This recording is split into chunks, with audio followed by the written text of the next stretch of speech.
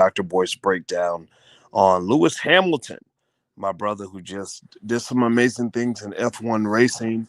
And most importantly, he made some amazing and profound statements that I want to dig into. And I'll do that on Dr. Boyce TV in 1 second.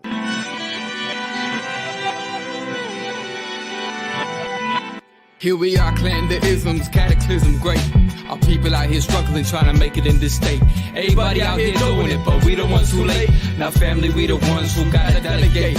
Get that money in the power, never be fake. Stick to cosign for 3. What did he say? Create jobs, support our own. Educate the same and buy back your home. Got 3 degrees, triple 10.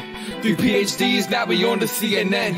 DBTV, let's talk about negligence. Ignorance is bliss, but we can turn it to intelligence. Believe none of what you hear, half of what you see. Let's break it down here on Dr. Boyce TV. Here we are. Hey, what's going on, guys? What's going on? My name is Dr. Boyce Watkins, and welcome to drboycetv.com, the home for intelligent Black people. We also are Black first on this platform. We put the Black community first. We care about our community more than we care about anybody else. We don't hate anybody. We just love ourselves. So if you agree, type hashtag B1 in the chat, hashtag B1.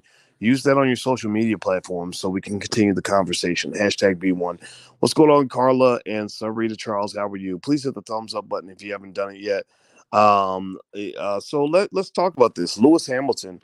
Lewis Hamilton is apparently he's a badass at F1 racing. He's from England, and he is just ripping the rails off in terms of his talent. He seems to me almost like what Tiger Woods used to be for golf. You know, remember when Tiger used to go out there and it would be Tiger against 200 white boys, and he will whoop them all. Like, that's how great Tiger was. 15, 20 years ago, until things got messed up with that white lady he was married to. After that, he kind of went downhill, but all great things must come to an end. Here we have a guy who is extraordinary, and I don't know about you guys. Give me a yes or no if you even heard of Lewis Hamilton. Give me a yes or no in the chat if you knew who he was, knew anything about him, followed him at all. Maybe I'm late to the party. I'd heard his name. I do conversations with the Urban Youth Racing School every now and then. Out in Philadelphia, the Urban Youth Racing School basically helps our kids get into things like race car driving, Formula One and NASCAR, stuff like that. And so I'd heard of Lewis Hamilton that way, but I didn't know much about Lewis. I don't know. Let me know if you. Okay, I see Slacker says yes. The Helping Hands Cleaning says no. Okay, Bunny Lee says hell yeah, best of all time. Gwendolyn yes, Carla no, Demetrius no. Okay, well let's give the brother some respect. Let's shout him out. All right, so I'm gonna pull up this article on Lewis Hamilton. Do me a favor, hit the thumbs up button. If you haven't done that, please hit the thumbs up, share, and subscribe button. So Lewis Hamilton, let me tell you first of all what he did. It says here on CNN that Lewis Hamilton may be Formula One's most successful driver, but after securing a record equaling 7th world title on Sunday, the Briton said he still had plenty left to achieve. This is a 7th world title.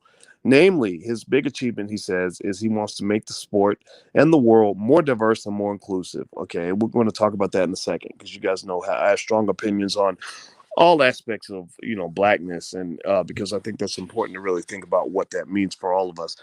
And so basically, they said that he won the 94th Grand Prix victory, and that seems pretty tough right there. 94, my God. Just winning one, I imagine, is a lifetime achievement for a lot of people. This brother won 94 times. He also equaled Michael Schumacher's tally of 7 world titles, the one remaining record of the German great that the Englishman has not yet surpassed. So he's been taking out his records one by one, this Schumacher guy. And today he is he's passed up Schumacher in the final holdout. And this is just Black excellence. I mean, give his brother a digital round of applause for exemplifying Black excellence. We're the original man, we're the original woman. The Black man, I believe, is the greatest man in the history of this world. I don't care what anybody says.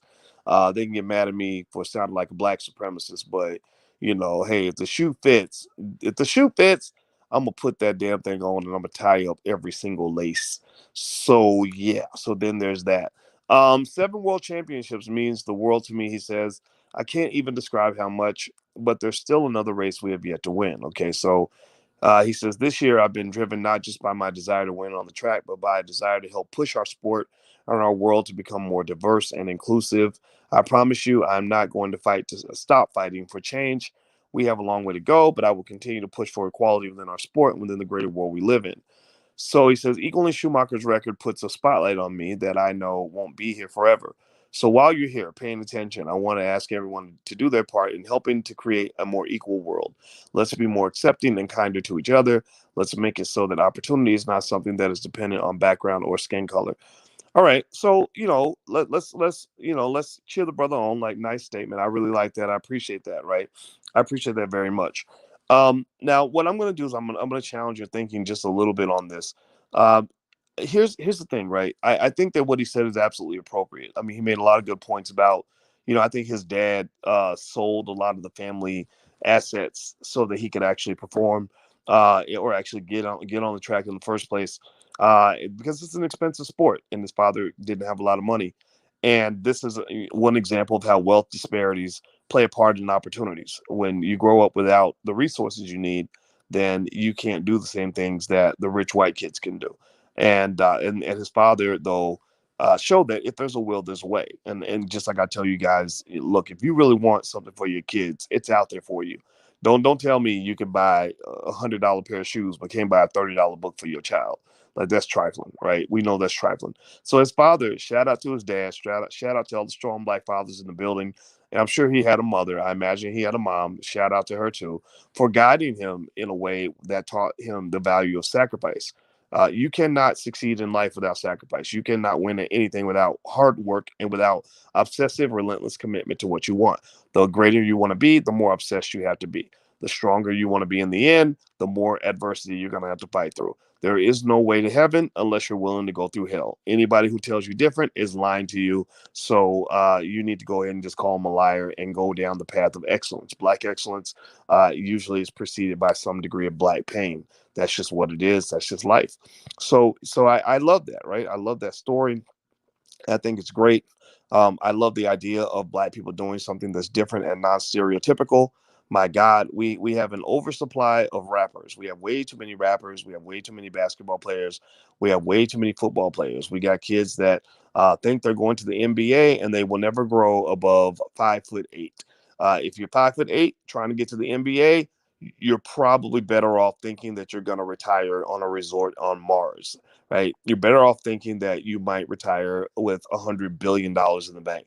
The odds of you making it to the NBA are slim to none. But because many people think that that's the only option they have, they just go right into that. Our kids are not looking at all the sports that we would dominate in. There's so many sports we would dominate in. You got these little rinky dinky, little wimpy, little pink collar white folks, little rich, dainty white people playing tennis and golf. And then Serena Williams and Venus show up. They're from the hood. They grew up in Compton. They know it. They know how to fight through adversity. And what do? They dominate.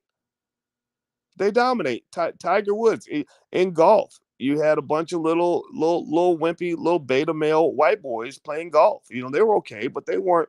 They're not us. They're not us. We know that. Let's just be honest, right? Tiger comes in there. His daddy is a Vietnam veteran. Shout out to all the veterans in the building. God bless all of you. Thank you for your service.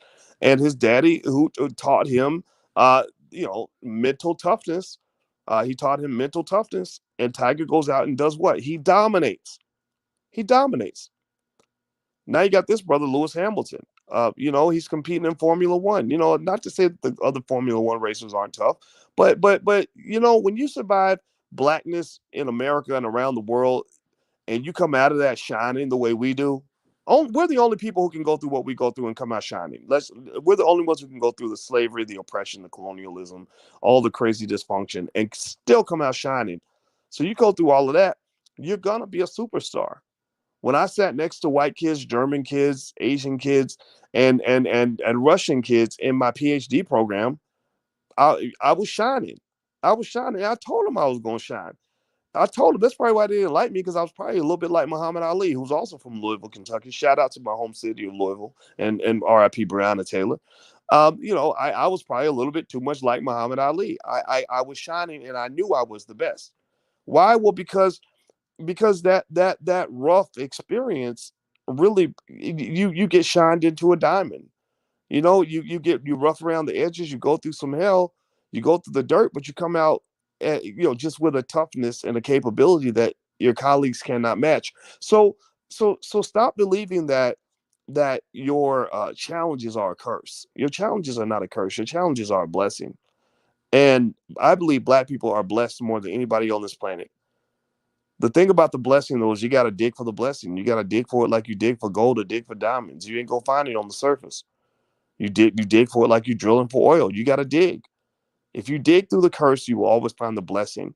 And the greater the curse, typically, the stronger the blessing, because then you have a great testimony when you've overcome it all. Do you get what I'm saying? Give me an amen in the chat if you understand what I'm saying, because that is my testimony. I did not learn how to become Superman until I hit rock bottom, until I went through the abyss. It was after I went through the abyss that I came out and declared myself Superman. And I really believe that to the core of my soul. So you can't break me. You can't fold me. You can't cancel me. You can't destroy me. I've been through all kinds of things, and none of those things destroyed me. So that's why the haters can't take me down now. So this is what I see when I see a Lewis Hamilton. I see Black excellence. I see that Black excellence comes from Black pain. Now let me keep going. Do me a favor, please hit the thumbs up button, hit the share button, hit the subscribe button. And by the way, guys, if you're tired of Twitter, I don't know about you, but I really don't like the way Twitter censors freedom of speech. They cut off Louis Farrakhan, they cut off people, like Tariq Nasheed and others, or they ban us and sometimes let us come back in. So I found this app called Parler, which operates just like Twitter, actually better.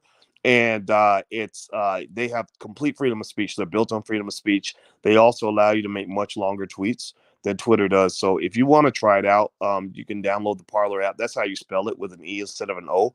And I'm at Dr. Boyce Watkins. So feel free to go to Parler and follow me on Parler. I used to give you guys my Twitter handle, which is out there, but actually I'd rather you guys follow on Parler, because y'all know at some point I'm gonna say some shit that's gonna make them mad, and that's what it's gonna be, right? So I'd rather be in a free speech space. I don't really care if you disagree with me or even if you don't like me, as long as we're allowed to say what we want to say. Also, you can text the word "Boyce" to 31996 to get notifications when I go live.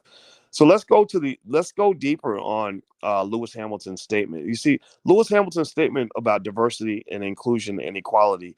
That's a good statement for a guy his age. I don't know how old Lewis Hamilton is. Somebody tell me in the chat if you know how old Lewis Hamilton is. Somebody Google it real quick and put his age in the chat, because I think he's probably in his 30s. He seems like a guy maybe early to mid 30s. I'm not in my mid 30s anymore.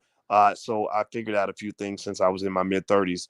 So I'm going to add to what he said. I'm going to try to take it to the next level. Um, that diversity and inclusion conversation is certainly relevant, if the goal is to get more Black people into these spaces that whites have established. Okay, somebody said 32, Alan says 32, Litter says 34, Bunny says 35. So we got some fake news in here. One of y'all is giving me fake news. Somebody needs to give me the number. But let's say he's between 32 and 35, or maybe he's 32 going on 35. How about that? All right, so he's in his 30s. All right, well, here's the thing, right? The diversity and inclusion conversation is certainly relevant. But here's the thing. I don't know if you guys know this. Give me a yes or no if you're aware. This is something else that the Urban Youth Racing School, that Anthony Martin and Michelle Martin, his wife, explained to me when I went to visit the Urban Youth Racing School in Philadelphia. They told me, and this blew my mind, that Black people used to have one of the greatest racing leagues. We used to own OWN. I know some of y'all may not know what that word means. Maybe some of our people don't believe that's possible for Black people. I don't know. Maybe they think ownership should only be applied in a direction where we are the actual property. But we owned the whole damn league. Did y'all know that? Give me a yes or no if you knew this. We owned the league, and this was a big league. This was, and if you're old enough to remember that Richard Pryor movie, I think it was called Grease Lightning. If that's is that right? We played. I think it was Wendell something. I don't remember the brother's last name, but that gave a glimpse into some of that. But actually, even before that, Black people owned the league and we were the best. They're the best racers in the world. And these racers became famous. They became famous all across the United States. They would tour around the country. They would fill entire stadiums filled with Black people cheering on black racers who were superstars, who made the money. You know, they all the girls were in love with them. You know, they had their self-esteem, their manhood. They didn't have to beg nobody for an opportunity. They were making money with these leagues, millions of dollars. They had businesses that were making money from the league. There were businesses that would set up shop whenever the stadium would be filled up with people. There's always tangential businesses. There's always an economy that builds around wherever people gather. There's always somebody there selling things. So there were black businesses. We owned all of that. That was ours. So what I'm going to say to you is that, when you're talking, I agree with you, Brown, when he says that, Lewis has given money to end racism in F1. And I totally think that's wonderful. But here's the thing. I want to go deeper into um, just what it looks like when we live in a world where we don't have to worry about racism because we own everything. I want to go into a world where we have a choice between either being a hater or being hated. Like I hate racism. I absolutely hate racism. But when I hate racism, I am a hater. But when I control the environment, then guess what? I become hated. I'd rather be hated than be a hater. I'd rather be hated than be a hater. Do you get what I'm saying? When you're the boss, somebody's going to hate you for being the boss. Somebody's going to hate you and be mad at you because you're running your own business with your family.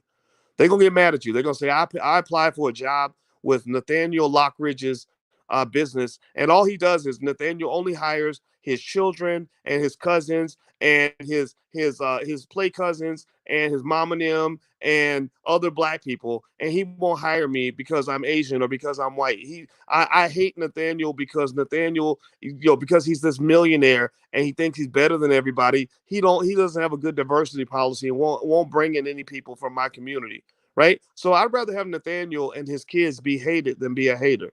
Do you follow what I'm saying? I want you to be the boss. I want you to own instead of always feeling like you are owned. I want you looking to be the masters of your destiny instead of always looking for a better master. So here's the deal. When you talk about all of this, right? Um, Inclusion and equity is fine. Equality is fine, but I think equality is a funny concept to be pursued by a man who clearly is a dominant world power in racing because he does not believe in equality. He doesn't believe in equality. He doesn't go into these races. Give me a yes or no. Does this brother go? Lewis Hamilton, who's won 7 world titles, does he go into races looking to tie with other people? Does he go into a race saying, "My God, I hope that I'm equal to everyone else"?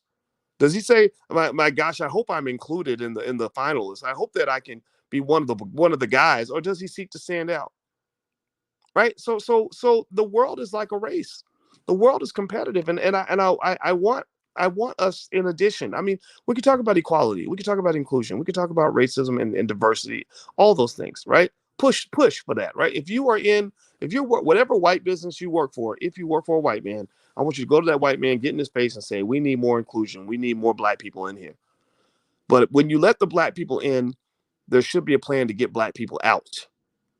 It's nice. It's okay. It might be okay temporarily to get black people in, but the long-term plan should be to get out. Get out. Type "get out" in the chat.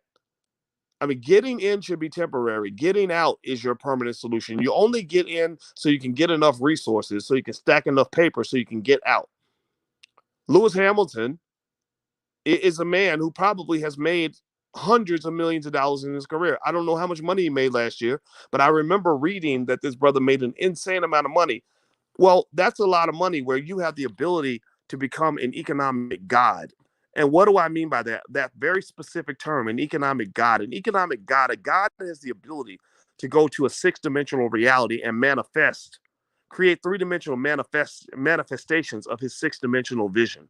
He has the power and the ability to initiate things. He has the power and ability to have a vision and then go make it real. Like when I told Alicia, I said, babe, let's get a house. Let's get a better house. Let's design this house and let's get builders to build this house. We don't want no house that's already out there. We want to manifest the house that we want to see. So that is what I'm talking about. Everybody's got some God inside of them. Everybody's got some God inside of them. But you cannot manifest the power of God when you are sitting up under somebody else's umbrella. You cannot manifest the power of God when you are simply the result of someone else's manifestation. When you are simply, you cannot manifest and create things that on your own and initiate things on your own, which is both godlike and masculine energy. The masculine energy is the initiation, godlike energy is the manifestation. You cannot manifest and create things on your own if you're always reacting to what somebody else has built, when you always see yourself as a product of someone else's reality. Do you follow what I'm saying? Do you get what I'm saying? I know it probably sounds a little weird, a little deep, and almost metaphysical, but I'm not a metaphysics expert, but I am a mathematician. And the more I learn about metaphysics and they talk about higher dimensional realities and vibrations, I'm like, oh, okay, you're talking about mathematics. And really, if you go high enough in mathematics, which I've done, I've taken classes with math PhD students. When you go high enough in mathematics, you actually find that it becomes really spiritual at the highest levels. It's quite fascinating. I kid you not. So what I'm talking about here is that the black man is a god in certain ways. The black man has abilities that are extraordinary. If you want to see black men truly self-actualizing, just go look at a black man when he's got plenty of money in the bank and he's totally free. He's got plenty of confidence, so he's not scared of nobody. He's got plenty of culture, so he knows who he is. He's got plenty of education, so he knows how to be strategic. And he goes out and he makes a plan and he creates something that no one else has created in the world. So when I hear conversations about inclusion and diversity, I think that's fine. I see that as a plan to get in, but the long-term plan for black people should be to get out. We want to have more black NBA players that are making millions of dollars in the league, but eventually we want to own the damn league. We want to get one or two black people in the owner's suite in the NFL, but eventually we want to own the damn league. We want to make the decision that allows us to determine how many white people are going to be allowed to own teams. We are not animals. We are not lower tier. We are not betas. We're not meant to. We're not built for that. We're built to be the alphas. We're built to be the winners. We're built to be the leaders, and that's what Lewis Hamilton is showing the world. Ain't no white man ever done what he's done. I'm not dissing white people. If you're white, I don't hate you. I really don't. I just love myself. I just love the shit out of black people. I don't hate you. But for real, look at all of history. Think about this. We think about this process this for a moment. White people have thrown thousands of their own into the sport, like thousands of them, like thousands of little white kids have all the money they need to go into Formula One racing. We might send one in every 10,000 of our kids. Like we send one or two, and that those one or two people dominate the whole damn sport. Imagine if there were 100,000 Serena Williamses all throughout the United States. There wouldn't be room for anybody else. Imagine if there were 100,000 Tiger Woods, 100,000 Lewis Hamiltons. Now, Lewis Hamilton's biracial. Alchemy says Lewis Hamilton's white. He says biracial. I'm going to give him biracial because he's probably been treated like a black man most of his life. So, if you claim him black and you got black in your blood, I'm going to go ahead and give you credit for that. I'm not going to dismiss you just because you got whiteness in your blood. Most of y'all in here got some slave master DNA. Come on, tell me, am I telling the truth or not? Seriously, most of y'all, if you do your DNA test, you're going to find that you're a little bit British, a little bit Irish. Maybe you got some Scandinavian in your blood because y'all know that they were raping slaves back on the plantation. So let's not get into the technicalities here. I personally think this brother's amazing. I love what he's doing. And what I want to encourage brothers to do is go to the next level. Sure, get black people in, but your long-term goal should be to get black people out. That requires strategy. It requires creativity. It requires the ability to manifest. It requires us as black men stepping up our game and truly becoming men and not simply becoming children who are responsive to what a white man has created. That's not the fullness of black potential, if you ask me. We're too great to be sitting up under somebody else. Do you follow what I'm saying? Give me a yes or no in the chat if you understand. Do me a favor, hit the thumbs up button, hit the thumbs up, share, subscribe button if you haven't done it yet. If you're interested, we have financial workbooks for children. If you want to get your children ahead on wealth and things like that, and how to invest, how to own real estate, how to buy stocks, all this stuff, feel free to go to financialworkbooks.com. We actually have packages with workbooks and flashcards that you can use while your kids are learning at home. They might as well be learning from you. These workbooks were designed by black experts, specifically for black children. And there's the URL. You can go to financialworkbooks.com. That's financialworkbooks.com. All right. So, and also last but not least, text the word BOYS to 31996 if you'd like to get text notifications. And also tonight, don't forget that we do the Black Business Pitch Competition on financialjuneteenth.tv.com. So make sure you subscribe to financialjuneteenth.tv.com. At 8 p.m. tonight, we're going to do the pitch competition. You get to vote on the winner, and you get to see Black business owners pitch their business. You could compare it to Shark Tank, except it's much, much better, and it's much, much blacker, and it's much, much more effective because we actually teach you how to get your business on a higher level, because we need business owners. We have an oversupply of 40-year-old rappers. I want to see an oversupply of 8-year-old investors. I want to see an oversupply of 12-year-old business owners. I want to see us have an oversupply of 21-year-olds who own real estate. That's where I want Black people to be known for. I don't want us to be just known for sports. Okay, guys. So I'm going to go hit the thumbs up button, share, and subscribe button before you go. Thank you for listening. Have a great day, and I'll talk to you guys soon. Take care.